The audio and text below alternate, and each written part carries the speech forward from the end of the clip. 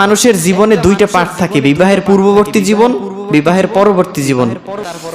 মাদক এইটা একদিন দুই দিনে হয় না, বন্ধুর কারণেই কিন্তু হয়। হয় কি হয় না?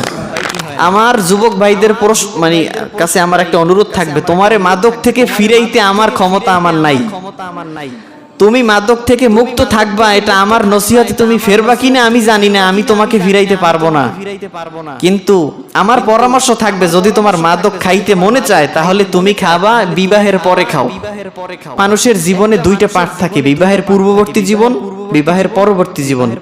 এজন্য যুবক ভাইকে বলবো, নেশা করতে মনে যদি চায় তুমি বিবাহের পরে করো, এরপরে করো।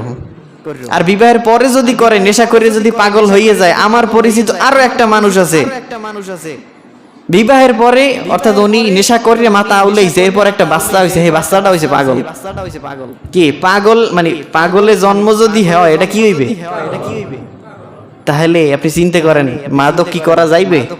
হারাম গুনাহ, কবিরে গুনাহ, মরলে পর তোমারে ফাঁসি দেবে জাহান্নামে নিয়ে, ও বাদ দিলাম, দুনিয়ায় কি হবে এইটা বললাম শুধু।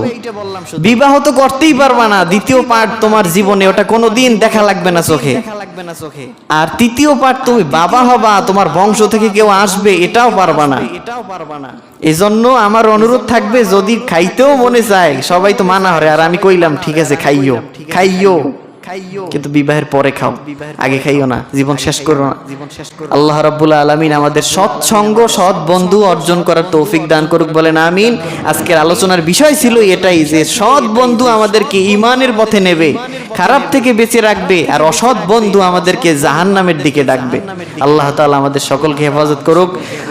আসসালামু আলাইকুম ওয়া রাহমাতুল্লাহি ওয়া বারাকাতুহু। যাদের সুন্নাত বাকি আছে আদায় করে নিন।